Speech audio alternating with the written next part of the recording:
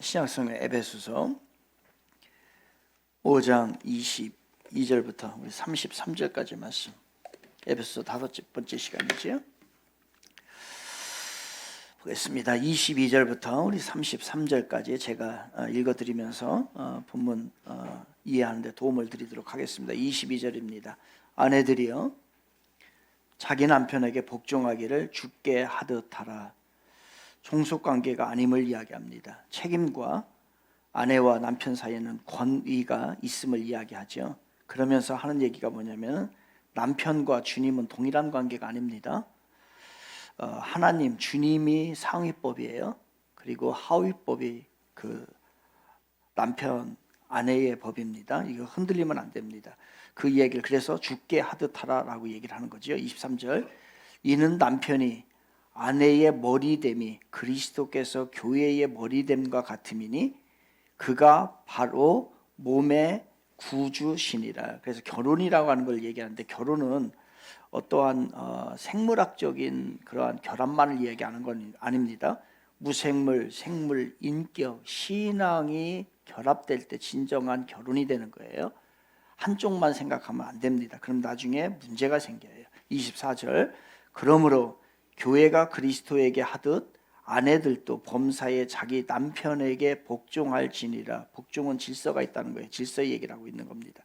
25절 남편들아 아내 사랑하기를 그리스도께서 교회를 사랑하시고 그 교회를 위하여 자신을 주심같이 하라라고 해서 이건 파격이에요. 그 당시에는요. 왜냐하면 그 당시에 로마 사회에서는 남편들이 아내에게 행해야 될 의무 조항이 하나도 없었어요. 그랬을 때에 아내 사랑하기를 이야기한 것은 가히 혁명적인 말씀입니다.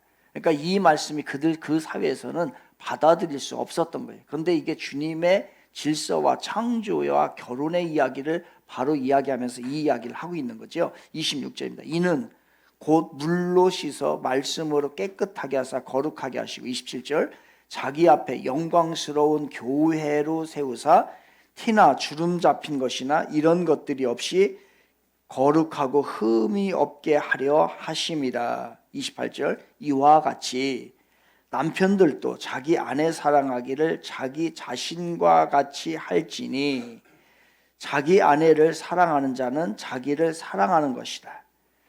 누구든지 언제나 자기 육체를 미워하지 않고 오직 양육하여 보호하기를 그리스도께서 교회에게 함과 같이 하니라.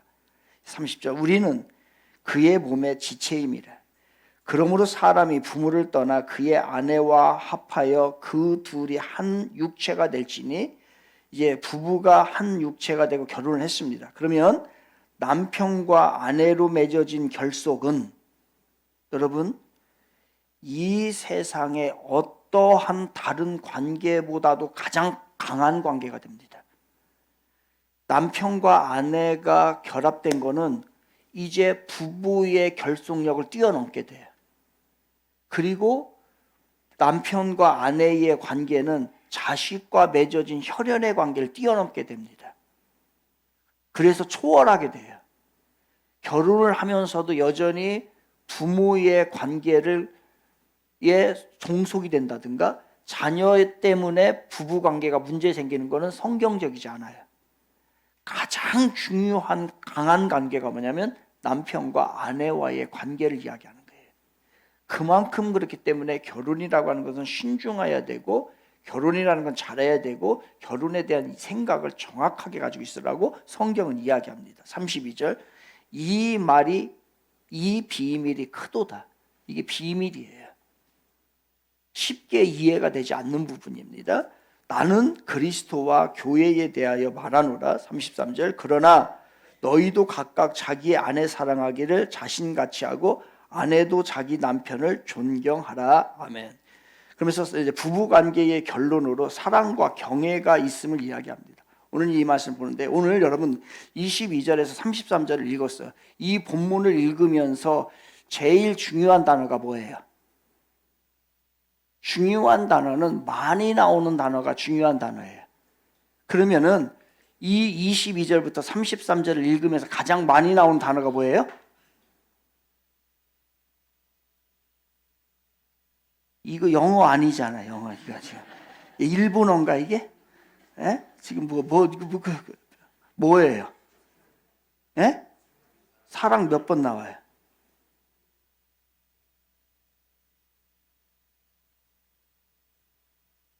교회가 몇 번 나와요? 네, 집에 가서 세보세요. 집에 가서. 여기에서 제일 많이 나온 단어가 교회예요. 이상하죠? 이상한 얘기예요. 그리고 왜 부부 이야기를 하는데 교회 이야기를 할까? 이게 오늘 키예요. 이 본문은 그 얘기를 우리가 풀어나가야 됩니다. 지금 이제 우리 이창진 집사님께서 여름 내내 이제 교회 리모델링을 주관하시라고 애를 쓰고 또 보고를 했습니다. 리모델링을 하게 된 이유는 교회가 낡아서 좀 뭐 이렇게 새롭게 하려 그런 의미는 아니에요, 사실은요. 그런 의미는 아니고 유아부가 3층에 있어요. 그 교육관 3층에 있습니다. 그러다 보니까 아이들을 데리고 다니고 또 아이들이 이렇게 자기네들이 걸어서 다니지 못하잖아요. 그러다 보니까 저게 항상 마음에 불편했어요. 어쩔 수 없이 3층에다가 배치는 했는데 공간이 없다 보니까 했는데 늘 불편함이 있었습니다. 그래서 안 되겠다. 가장 우리가 다음 세대를 생각하는 교회라고 하면서 그 다음에 다음 세대에서 가장 소중한 부분이 가장 어린아이일 건데 저 구석에다 놓은 거에 대해서는 늘 마음이 불편하고 힘들었습니다. 그래서 가장 좋은 곳으로 하면 좋겠다. 그래서 다음에 우리가 교회를 만약에 하나님이 허락하신다면 정말로 그 다음 세대를 위한 공간 중심의 교회, 그 다음에 유아부 이런 것을 좀 생각을 하고 싶은데요. 아무튼 그러한 연유 때문에 3층에서 안 되겠다 싶어서 1층으로, 그 다음에 부모님들이 아이들을 데리고 다니는 것이 너무나 힘들으니까 그래서 1층으로 배치를 하다 보니까 나머지가 다 조정이 된 거예요. 그러다 보니까 사무실을 옮겨야 되고 그 다음에 목양실을 옮겨야 되고 그래서 거기를 우선으로 해놓고 유아부를 1층에 가장 필요한 공간으로 잡고 나머지를 다 조정해버린 거예요. 그래서 보니까 리모델링이 된 거거든요. 그래서 이제 제 사무실도 저쪽 이제 그 1층 구석에 있다가 이제 3층으로 올라갔습니다. 이제 올라오기 힘들어요, 여러분. 3층까지 올라오시게. 3층에 배치를 했는데 3층도 이제 그 도배를 다시 해서 이쪽에 코이누니아실을 쓰던 것이 제 사무실을 쓰고 있습니다. 그래서 사무실에 제 목양실에 들어가면 또 안쪽에 이제 보일러실이 있어요. 보일러실인데 거기에 문이 하나 있습니다. 따로 이제 들어가는 문이 있는데 이 문이 안 맞아요. 이 문짝하고 문하고 아직 안 맞아요. 그러다 보니까 이게 잠기지도 않고 열리지도 잘 않고 그 다음에 이렇게 닫아놓으면 이렇게 뭘 꼬리 해놓으면 이게 들썩들썩하고 이게 이쁘지 않아요. 그러니까 사용하기도 불편하고 또 바람이 불면 막 또 열리고 그래요. 이게 그 문짝과 문이 하나가 되지 않아서 그래요. 문짝과 하나가 되잖아요. 이게 문짝과 문이 하나가 되지 않으니까 이게 여러 가지가 불편도 하고 그 다음에 문제도 발생하고 그렇습니다. 바로 에베소서가 쓰인 이유가 그거예요. 교회 안에서 성도들이 교회와 그 다음에 성도들이 주님과 이 관계 속에서 그리스도와 교회 또 이 관계가 하나가 안 되는 거예요. 이게 문제예요. 이거는 에베소서는 늘 말씀드렸습니다. 에베소서는 어느 특정 교회만에 일어나는 문제가 아니고 이 인류의 모든 이 땅에 있는 모든 교회들이 갖고 있는 문제인데 그 문제가 하나가 뭐냐면요. 하나가 안 되는 거예요. 우리 교회도 마찬가지예요. 오늘 기도한 대로 각자야 각자. 이거는 그때나 지금이나 그렇다고 해가지고 이거를 하나님께서 이거를 용납을 하는 건 아니에요. 그러한 인간의 심리가 있기 때문에 그것을 극복해 나가는 교회 안에서는 개인적으로 생각하지 말고 이기적이지 말고 개인주의로 흐르지 말고 자기 위주로 생각하지 말고 그리스도 안에서 통일을 이루라는 거예요. 그런데 그것을 이루지 못하는 게 왜 그래요? 그래서 2장에서 얘기하는 거예요. 우리 안에 막힌 담이 있는 거예요. 막힌 담, 벽이. 막힌 게 있어서 이게 문제가 있는 거예요. 그러니까 이걸 뚫어버려야 되고 이걸 무너버려야 되는데 이게 남아있기 때문에 안 되는 거예요.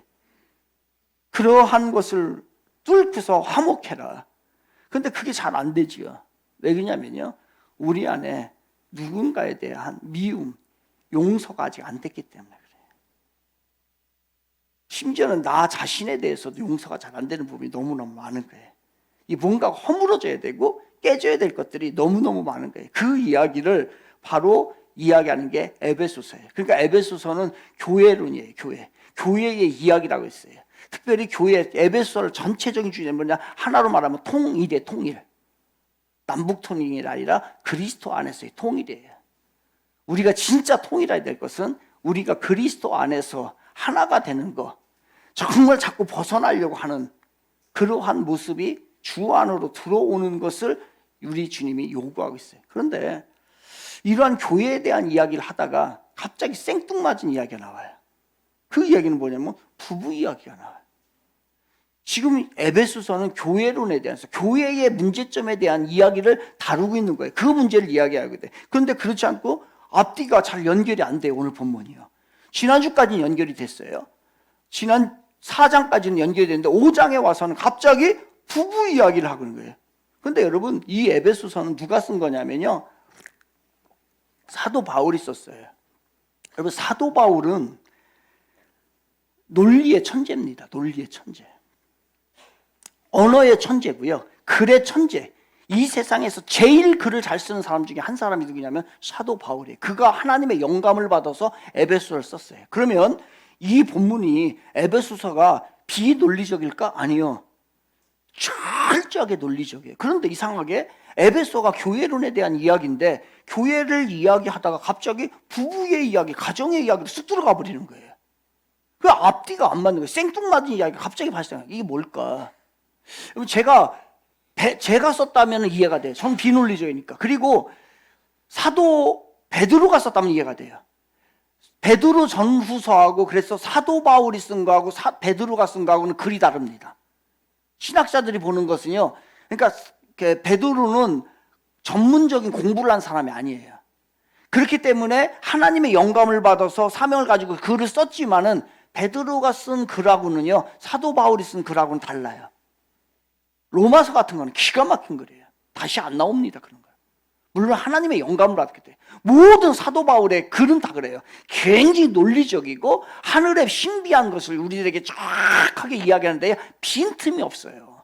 그런 사람이 글을 쓰는데 갑자기 교회 이야기하다 갑자기 부부 이야기를 딱 꺼내버려요.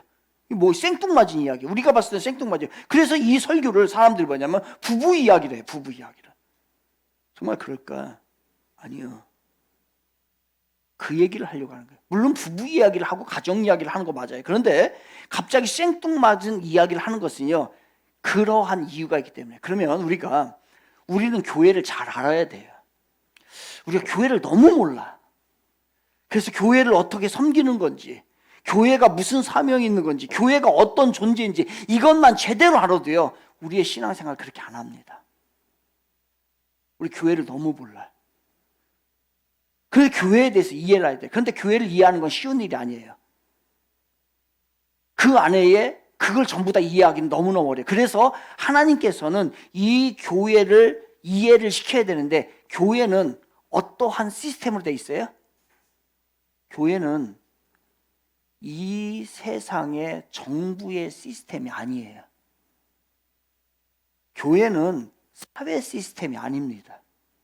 교회는 기업 시스템이 아니에요. 교회는 가정 시스템으로 이루어져 있지 않아요. 교회는 어떠한 시스템이냐면 가정 시스템으로 되어 있어요. 하나님이 교회를 세울 때에 어떠한 시스템을 가지고서 교회를 세웠냐면 가정의 시스템을 가지고서 설계를 했던 것이 이 교회예요. 그렇기 때문에 이 교회를 이해하기 위해서는 내가 세상적인 기업의 시스템을 가지고서 이 교회를 이해하면요, 이해가 안 됩니다. 그래서 아무리 세상에서 내가 성공을 했다 할지라도 그 성공을 가지고서 그 생각을 가지고서 교회에 들어오게 되면요, 시스템을 이해를 하지 못해요. 왜? 교회는 가정 시스템으로 되어 있기 때문에 그래요. 그래서 이 가정을 이해해야만이 정확하게 교회를 이해할 수 있는 겁니다. 때때로 교회가 너무 정부적이고 사회적이고 기업적이고 학교적이고 이 세상적인 것으로 자꾸 연결을 시키려고 하면요, 그러다 보니까 교회가 어떻게 되냐면 세속화가 되는 경우가 너무 많아요. 이거 아니에요? 가정 알죠? 가정의 시스템과 세상 기업의 시스템과 학교 시스템은 전혀 달라요. 가정은 뭔가가 다른 시스템으로 돼 있단 말이에요. 그런데 그 정확한 가정의 시스템을 가지고서 교회를 세워난 거예요. 여러분, 목회자의 큰 자격이 있어요. 목회자가 되는 큰 자격은 뭘까요?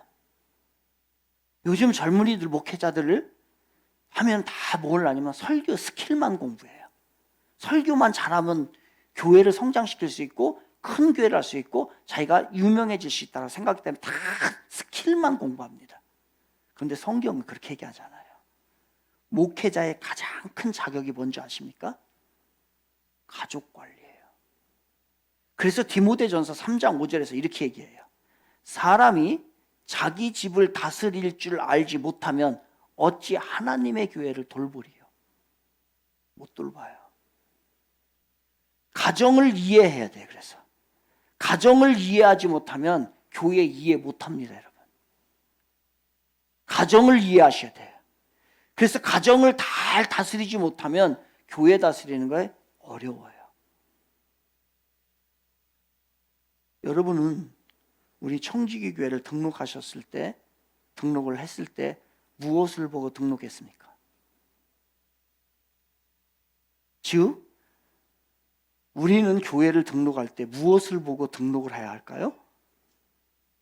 사람들에게 물어봅니다. 왜 우리 교회를 등록했어요? 라고 하면 목사님이 인격적이고 멋있고 지겨워 하도 들어서 목사님이 막 설교를 잘해서. 물론 이런 것이 필요할 거예요. 여러분의 교회를 선정하는 기준이 이걸 거라고 생각을 해요. 그런데 근본적으로 가면 이거 아니에요. 여러분이 만약에 다른 교회를, 어느 교회를 선정을 해야 될 때 반드시 가서 물어봐야 될 게 있어요. 그건 뭐냐면 목사님의 부부 사이는 어떻습니까? 이걸 물어봐야 돼요. 간헐적으로 부부관계가 파탄이 나고 부부관계가 문제가 있고 막 그러면서 사명을 받았다고 하며 막 교회를 해야 된다는 후배들이 가끔 올 때가 있어요. 왜냐면 어떻게 보게 되면 한인 것 같아. 한으로 막 그냥 사명을 받다가 너 안 돼. 딱 얘기합니다. 안 되는 거예요. 가정이 건강해야 교회가 건강해요. 그래서 중요한 거예요. 이거를 이해하지 못하면 여러분 교회 이해 못합니다.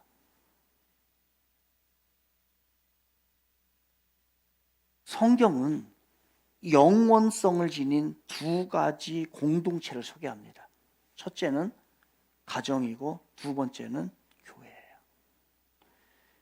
학교와 직장과 세상에 있는 모든 공동체는 인위적인 공동체예요. 그리고 이거는 곧 사라집니다. 직장생활 평생을 했어도 어느 순간 되면 퇴직이라는 걸 해야 돼요. 떠나야 돼요. 그런데 영원성을 지닌 두 가지 공동체는 바로 가정과 교회를 주님이 세웠어요. 그래서 주님 오실 때까지 신적으로 존재하는 신적인 공동체, Divine Institution, Divine Community, 바로 그것은 뭐냐면 가정과 교회입니다. 이 두 가지는 주님이 오실 때까지 존재하는 공동체예요. 그래서 하나님의 창조를 이루게 됩니다. 하나님께서 이 세상을 창조하신 후에 그 창조의 절정적인 바로 공동체가 뭐냐면 가정을 세운 거예요. 주님께서. 그리고 하나님의 구원 사역의 절정에서 탄생한 게 뭐냐면요. 이 구원을 이루는 마지막 절정의 꽃이 뭐냐면 교회로 세운 거예요. 그래서 영원성을 가지고 있는 교회와 가정, 이 두 가지를 이야기해요. 그래서 오늘 사도 바울이 이 본문을 통해서 이야기하고 싶은 건 이거예요. 교회 이야기를 쭉 하는 거예요. 교회 이야기를 하다가 갑자기 부부 이야기를 딱 가는 이유는 뭐냐면 이 교회를 이해시키기 위하여서 부부 이야기를 하는 거예요. 즉 부부의 이야기와 교회의 이야기는 공통점과 연관성이 있기 때문에 그래요. 한번 볼까요? 22절부터 우리 25절까지 화면을 보겠습니다. 화면을 보시면서 같이 읽겠습니다. 시작. 아내들이여 자기 남편에게 복종하기를 주께 하듯 하라. 이는 남편이 아내의 머리됨이 그리스도께서 교회의 머리됨과 같으니 그가 바로 몸의 구주시니라. 그러므로 교회가 부부 이야기를 하면서 계속 교회 이야기를 하는 거예요. 교회가 그리스도에게 하듯 아내들도 범사에 자기 남편에게 복종하시니라. 남편들아 아내 사랑하기를 그리스도께서 교회를 사랑하시고 그 교회를 위하여 자신을 주신같이 하라. 이게 바로 이야기. 그러니까 계속해서 부부의 이야기를 하면서 거기에서 무슨 이야기를 하고 싶은 거냐면요, 바로 교회의 이야기를 하는 거예요. 그러니까 교회의 이야기와 부부의 이야기가 연결되어 있고 공통점을 가지고 있음을 얘기하는 거예요. 교회를 사랑하는 것을 어떻게 사랑해야 돼요, 여러분? 그냥 친구하고 우정을 나누듯이 그 아니에요. 주님이 원하시는 교회 사랑은 이 세상에 내가 하나밖에 없는 나의 배우자, 나의 아내, 남편을 사랑하고 존경하듯이 하는 게 교회 사랑하는 거예요. 이게 몰라요. 정말로 교회를 어떻게 섬기고 어떻게 사랑해야 될까? 이 세상에서 내가 선택하고 고르고 하나님이 나에게 주신 그 아내, 가장 사랑하는 아내를 사랑하듯이 사랑해야 될 게 어디냐면 교회예요. 교회.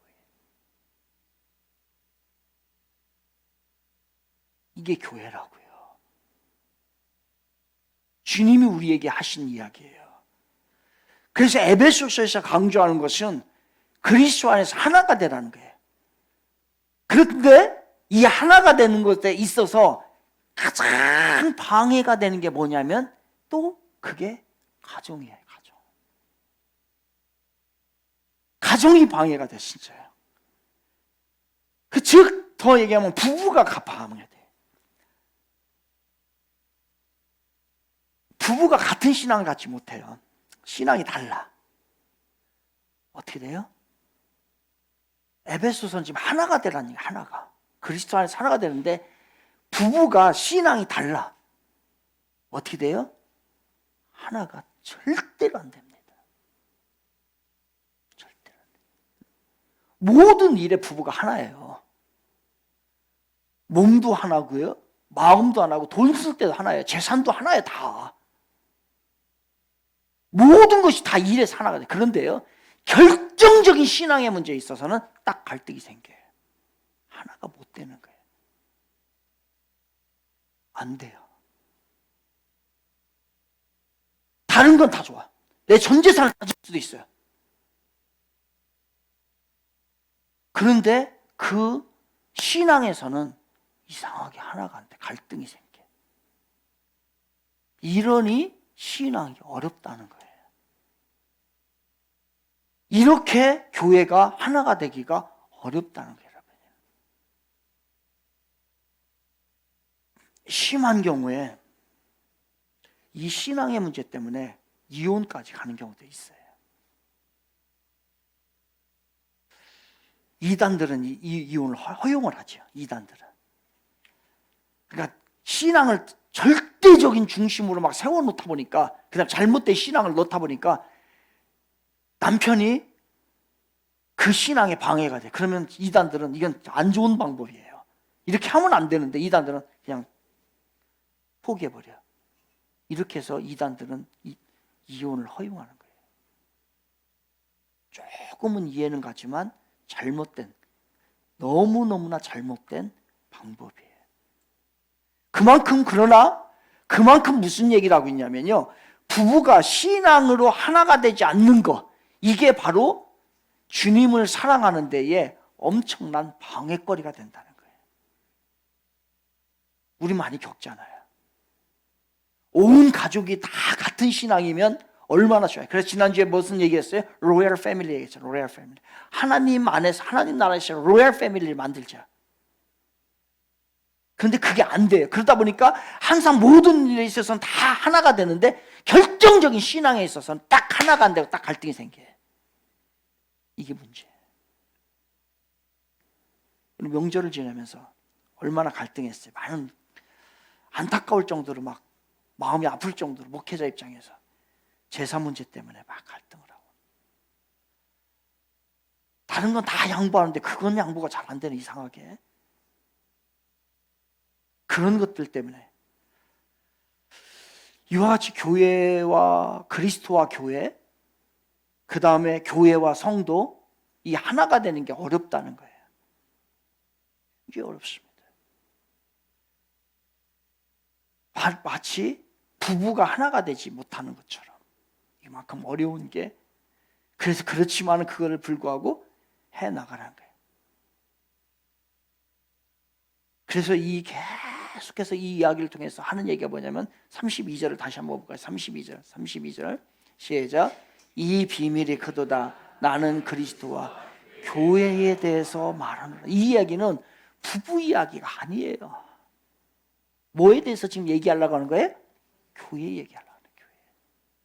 그래서 가장 가까운 부부 사이의 이야기를 통해서 교회에서 우리가 하나가 되고 그리스도가 하나 되고 우리가 그리스도 안에서 통일되는 것이 얼마나 중요한지, 만약 그 부부가 갈등 관계에 있으면 우리의 삶의 모든 분야에서 그렇게 원만하지 못한 것과 같이 마음이 아픈 것과 같이 우리 많은 경험해 보기도 하잖아요. 부부가 하나가 되어서 상처를 받고 힘들고 때로는 막 갈등 가운데 있고 이 파탄이 났을 때 그 사람들 얼마나 마음이 아픈 거예요. 정말 싸매주고 싸매줘도 잘 해결이 안 될 것 같아. 그만큼 상처를 받은 거예요, 그 사람들은. 그런데 그것이 또 교회 안에서 그리스도 하나가 되지 못한다는 것이 그거와 같은 일이 벌어지고 있다는 거예요. 그냥 하나가 되라. 지금 부부의 얘기를 하는 게, 부부의 이야기를 들어서 우리들이 받은 그 상처, 그 어려움, 그 모든 것을 통해서 교회에서 또 그 일을 할래? 그 일을 또 교회와 영적인 갈등을 겪을래? 이 얘기를 하고 있는 거예요. 안 된다는 거예요. 그런데 이게 여러분 잘 이해가 안 돼요. 그래서 뭐라고 하냐면 32절을 다시 볼까요? 32절을 다시 보면 32절 다시 한번 같이 읽게. 시작. 이 교회에 대해서 말은 아마 교회에 대해서 말하는데 뭐라고 얘기냐면 이걸 뭐라고 해요? 이게 비밀이라는 거예요. 이 비밀이에요. 부부 사이에만 존재하는 비밀이 있잖아요. 둘만 아는 거예요. 그거는 부부만 알아야 되는 거예요. 그거는 두 사람이 사랑하고 가까워졌을 때 비밀이 생겨요. 이제 이 비밀은 오직 부부 이에는 알아서도 안 돼요. 다른 사람이 알면 큰일 나는 일이에요. 이거는 그건 갈등이 생기고 싸움이 생기고 문제가 생기고 분열이 생기는 일이에요. 이건 비밀이란 말이에요. 이 비밀이 누설되면 안 돼요. 이걸 지켜줘야 돼요. 우리는 부부가. 여러분 지켜야 됩니다. 내 부부의 이야기를 다른 여자가 알아. 안 되는 거잖아요. 우리 부부의 이야기를 저 남편, 다른 아저씨가 알고 있어요. 아니 우리 둘이 부부만의 이야기인데 다른 여자가 내 남편에 대해서 다 알고 있어. 이걸 전부 다. 아내의 모든 것을 비밀을 우리 둘이만 알아야 되는, 둘이만에 있어야 될 일을 다른 데 가서 그 짓을 하고 있는 거예요. 비밀이 있어야 되는데 비밀이 없는 거예요. 이건 문제가 생기는 거잖아요. 안 되는 거예요. 이거는 그 두 부부만이 부부가 되고 가까워졌을 때에 이 두 부부만이 지켜야 될 그 시크릿이 있는 거예요.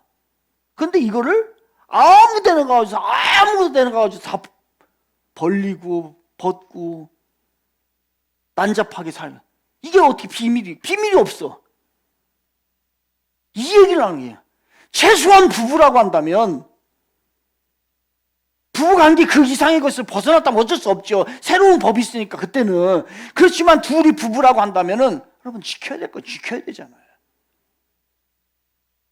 그걸 지키지 않고 부부관계가 유지됐음에도 불구하고 나의 남편에 대해서 저 여자가 더 잘 알아? 저 여자가 더 많이 알아? 더 빈도수가 더 높아? 이거는 문제가 생긴다. 그래서 이게 비밀이라는 얘기예요. 그래서 오늘 설교 제목은 비밀이야. 쉬핑.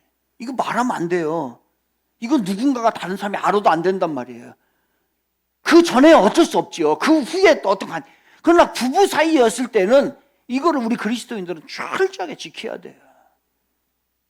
지키기 바랍니다. 남자들 정말 부탁드려요. 아무 데나 가가지고서 벨트 풀지 마요.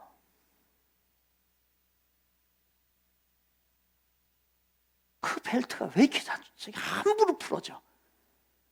그거는 아내 앞에서만 푸는 거예요. 여자들도 마찬가지예요. 왜 아무 데나 다니면서 짧은 치마 입고 다녀? 아무 데나 가가지고서 그냥 덕덕덕 보이고. 아니란 말이에요. 아니란 말이에요. 지킬 건 지켜줘야지. 남편 앞에서만 해야 되고 아내 앞에서만 그 관계가 깨졌으면 어쩔 수 없어요. 그렇지만 그 관계가 있는 게 마찬가지예요. 여러분 그리스도와의 관계도 비밀이에요. 이게 비밀이 있단 말이에요. 이게 비밀. 그리스도와 나만의 나누는 사랑이 있는 거예요. 이게 신적인 사랑이 있는 거예요. 그러니까 이 사랑을 경험해 보지 못하면 몰라요. 여러분 은혜를 체험해 보지 못한 사람에게 은혜가 뭐다라고 해서 어떻게 얘기해 줘요? 그 뭐야? 얘기 못하는 거예요. 그러니까 기독교를 뭐라고 하냐면 체험의 종교라는 체험의 종교. 여러분 체험 한번 해봐요. 하나님과 나누는 사랑이 얼마나 위대한지, 이게 신적인 사랑이, 디바인 러브가 얼마나 큰지를 한번 내가 경험해 보면 그 다음부터는요, 이건 말 안 되는 거예요. 이게 비밀이에요. 시크릿이에요. 비밀이에요. 기도 응답을 한번 기도를 했는데 기도 응답을 받았어. 그러면 기도 안 하라고 해도 할걸요? 근데 그거를 체험을 하지 못한 거예요. 그러니까 그렇게 기도하라고 해도 안 하는 거잖아요. 왜? 경험이 없기 때문에. 그 부부관계와의 그 신비스러운 비밀, 그걸 내가 그러니까 막 사랑하고 하는 거 아니에요. 근데 그걸 몰라. 그러니까 이거예요. 그래서 이게 뭐냐면 여러분 체험하길 바랍니다. 주님의 그 깊은 사랑을 한번 경험해 보세요. 이 땅에서 천국의 그 모습을 한번 여러분이 기억을 하고 그거를 확신한다면요, 오늘 이번 주부터 교회 문 닫습니다, 교회 오지 마세요 하면 저 죽이려고 할 거래요? 그래야 돼요. 교회 오지 말라고 해도 올 거고요, 기도하지 말라고 해도 기도할 거예요. 어떤 모습으로든지. 예, 그렇게 되길 바랍니다. 경험해본 자는 이해되는 거예요. 뭔가가 지금, 그런데 경험해도 말로 안 되는 거예요. 이게 뭐냐면 비밀이에요. 근데 사실 이건 비밀이라기보다도요, 오늘 이게 이 본문을 보게 되면 이것은 비밀이다라고 해서 이거는 비밀이 크도다라고 했는데 사실은 비밀은 시크릿이에요. 시크릿. 영어로. 그런데 오늘 본문을 영어로 찾아보면요, 시크릿이 아닙니다. 시크릿은 다 안 써요. 뭐냐면 미스테리. 그래서 이 비밀이 크도다, 이건 뭐냐면 This is a profound mystery.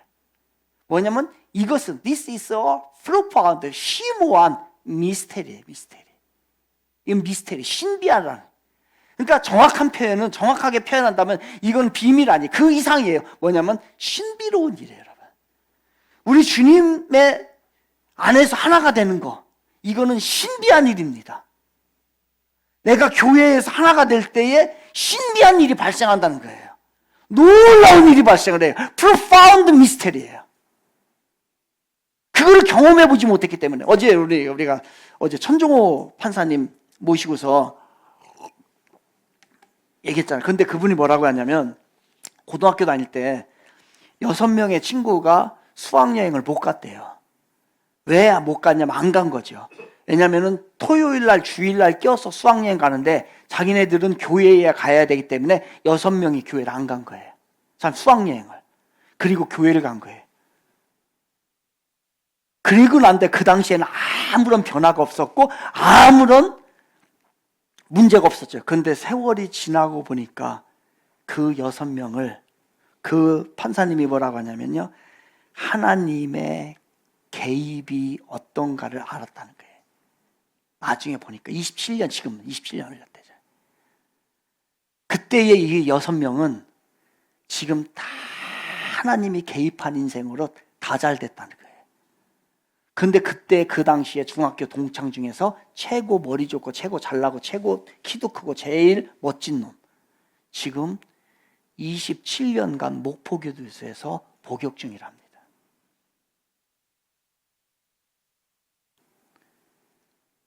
그리스도와 하나가 된 거, 교회가 하나가 된 삶이 지금 여러분 이 허접하고 아무 의미가 없는 것 같지요? 여러분의 10년, 20년 후를 생각하세요. 어떻게 변했을까? 그러므로 교회를 여러분 사랑하고 철저히 교회가 하나가 되라고 사도 바울이 간곡하게 부탁을 하는 거예요. 25절입니다. 25절. 25절. 25절. 25절 시작. 남편들아 아내 사랑하기를 그리스도께서 교회를 사랑하시고 그 교회를 위하여 자신을 주신같이 하라. 아멘. 교회를 사랑하라는 거예요. 교회를 사랑하라. 어떻게 사랑하라는 거예요? 33절. 33절. 같이 시작. 그러나 너희도 각각 자기의 아내 사랑하기를 자신과 같이 하고 아내도 자기 남편을 존경하라. 아멘. 아내를 어떻게 사랑하라는 거예요? 나보다. 저는 진짜 제 아내를 나보다 더 사랑합니다. 조금 거짓 보태서. 수만큼. 그럼 뭐예요? 여러분 이것처럼 교회를 어떻게 사랑하라는 거예요? 자신같이 사랑하라는 거예요. 무슨 얘기예요? 여러분, 여러분의 일이 중요해요? 교회 일이 중요해요? 솔직하게. 네? 그럼 이렇게 먼저 물어야지. 여러분의 아내가 나보다 더 중요해요? 내가 더 중요해요? 내가 중요해요. 고맙습니다. 솔직한 거예요. 그런데 어떻게 해야 돼? 어떻게 사랑해야 돼? 자신같이. 그게 진짜 부부라는 거예요. 그러면 여러분에게 다시 물을게요. 여러분, 교회 일이 중요해요? 여러분의 일이 중요해요?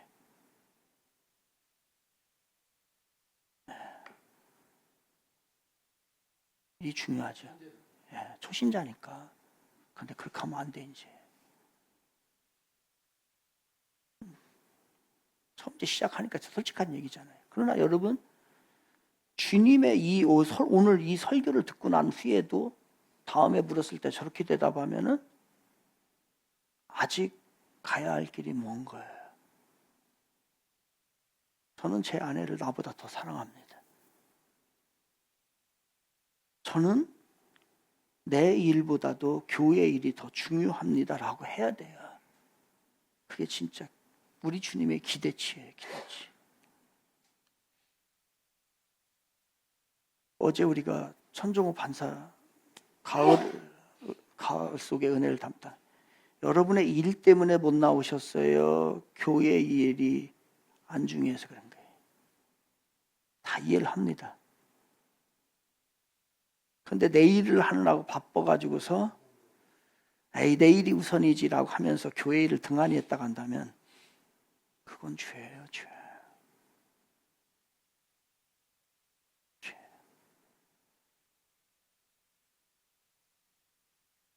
그러면 이제 유효기간 10년이에요.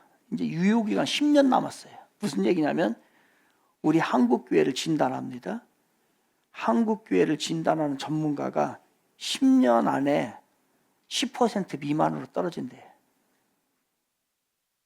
이제 그러면 우리 한국 교회가 이제 신앙에 이러한 열정과 영향력을 줄 수 있는 것은 10년 안에 못 버텨요. 그럼 여러분이 10년 안에 신앙을 잘 준비하고 여러분의 자녀들에게 10년 안에 신앙을 심어주지 않으면 그 다음부터는 안 돼. 유효기간 끝났어요. 혹시 바짝 차려야 합니다. 우리 교회가 그래서 10년 후에 우리 교회가 존재할지 안 할지도 몰라요. 이게 심각한 일이에요. 여러분, 오늘날 많은 성도들이 교회의 위기를 나의 위기로 받아들이지 않아요. 교회와 나는 별개지요. 그죠? 교회와 자신을 하나로 생각하지 않아요. 자신같이 사랑하지 않고 자신의 일로 생각하지 않아요. 교회 일이 여러분의 일이에요. 교회가 잘못되어도 나는 잘 될 수 있다라고 생각을 해요. 정말 그럴까? 교회가 어려워도 나만 잘 먹고 잘 살면 돼. 다른 교회를 옮기면 돼. 교회의 사정이나 문제들을 자신과 연관시킬 꺼려해요. 교회에 관심이 없어요. 교회는 특정한 사람들만이 움직이는 곳이에요. 그죠? 교회는 장로님들이 하는 일이지 나하고는 전혀 상관이 없는 일이에요. 교회가 자신에게 부담을 지어주는 일이 있을까? 일부러 멀리해요. 그래서 적당한 거리를 두고서 하자는 게 90%의 신앙인의 모습이에요. 만일 이런 모습이 여러분의 가정과 부부에게 일어난다면 어떨까요? 남편은 아내의 문제를 자신의 문제로 여기지 않는 부부 맞을까요? 아내는 남편의 문제를 자기의 문제로 여기지 않아요. 당신과 나는 달라. 이것이 바른 모습일까요? 이 부부는 얼마나 비참할까? 이 부부는 얼마나 불행한 부부일까요? 구원받은 사랑하는 성도 여러분, 정말 교회는 여러분과 상관없는 곳일까요? 정말 교회의 일에 방관을 해도 하나님이 나 축복할까요? 그럼 어떻게 생각하십니까? 내가 교회 일에 전혀 등한히 해도 여러분의 외양간에 송아지가 가득하고 창고에 곡식이 가득 채워질까요? 여러분의 영적인 성장이 계속해서 일어날까요? 정말로 교회를 비난하고 교회를 어렵게 만들어도 하나님은 나를 잘 되게 하실까요? 퀘션이에요. 정말 교회에 관심 없고 방관하는 것을 하나님이 인정하실까? 언제까지 인정할 것 같아요? 그것이 구원일까? 그것이 구원받은 자일까? 정말 교회가 어려우면 다른 교회로 옮기면 그거 참 잘한 일일까? 그 자식들을 하나님이 정말 축복하실까? 사도행전 20장 28절에 보면 예수님은요, 교회를 뭐라고 하냐면 하나님이 자기 피로 사신 교회라고 표현하겠어요. 자기 목숨값으로 교회 세운 거예요.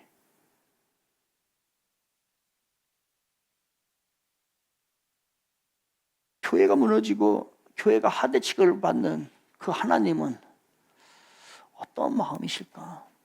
지금 심정이 어떠실까? 여러분 어떠실 것 같아요? 여러분이 그 교회를 대하는 그 모습을 보면서 하나님은 여러분을 정말 축복하고 싶을까? 어거스틴은 교회에 대해서 이렇게 얘기했어요. 어거스틴. 교회를 어머니처럼 섬길 수 없는 사람은 하나님을 아버지라 부를 자격이 없다라고 얘기했어요. 자격 없어요. 반면에 하나님의 교회를 세우고 하나님의 교회를 걱정하고 하나님의 교회를 정말로 눈물로써 세워나가길 원하는 그 심령에는 하나님이 얼마나 위로하고 하나님이 얼마나 그를 사랑하고 하나님이 그 가정을 얼마나 축복하실까. 그 축복을 좀 받고 싶은데 생각만 해도 가슴이 뛰고 기쁜 일인데 축복받는 최고의 비결이 있다면 교회와 하나가 되고 교회를 사랑하고 교회 일을 하는 건데 교회와 적극적으로 하나가 될 때 우리가 하나님의 축복을 받는다. 예수님께서는 그 교회를 그렇게 사랑하셨는데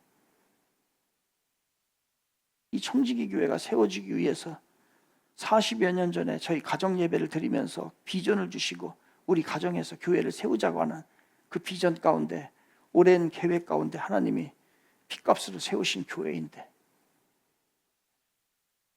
여러분은 교회를 얼마나 사랑하고 있습니까? 여러분은 교회를 위해서 어떤 수고를 하고 계십니까? 여러분은 그동안 교회에 대해서 어떻게 생각하셨습니까? 여러분은 교회를 세우기 위해서 어떤 희생의 대가를 치르고 있습니까?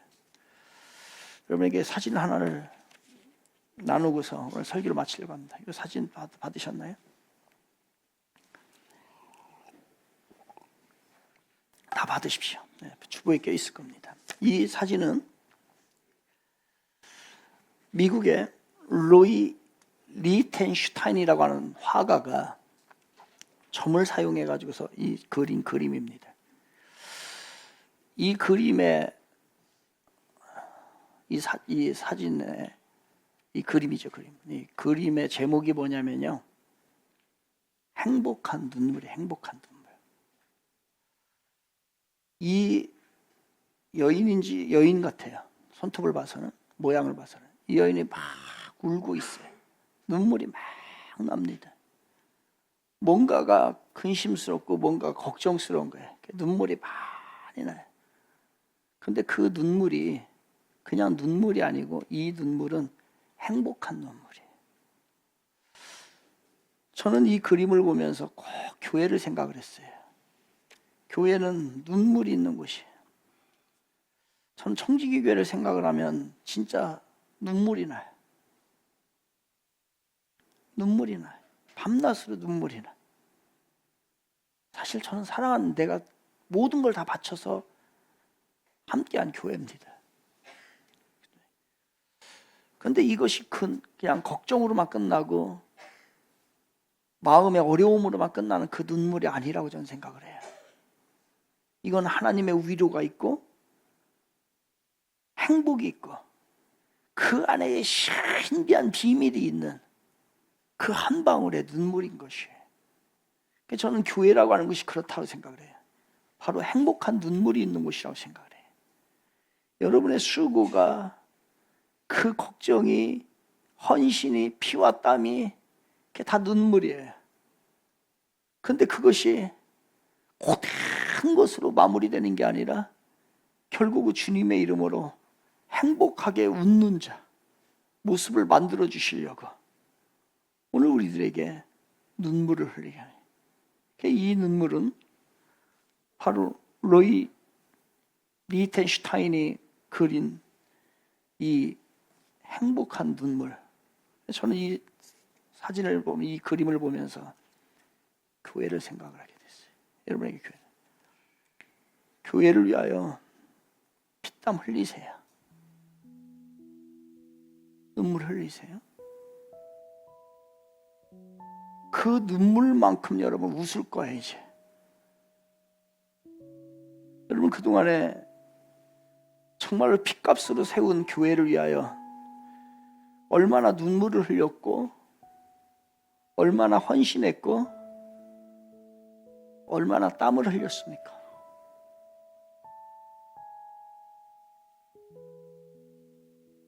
그냥 와서 누리기만 하고 혜택만 받고 이것저것 이런저런 하기 좋은 말만 하고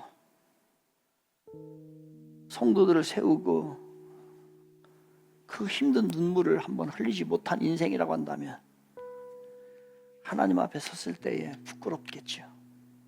그래서 행복한 눈물, 이게 최후 승리자들에게 주어진 모습일 거예요. 이 행복한 눈물 흘리기 바랍니다.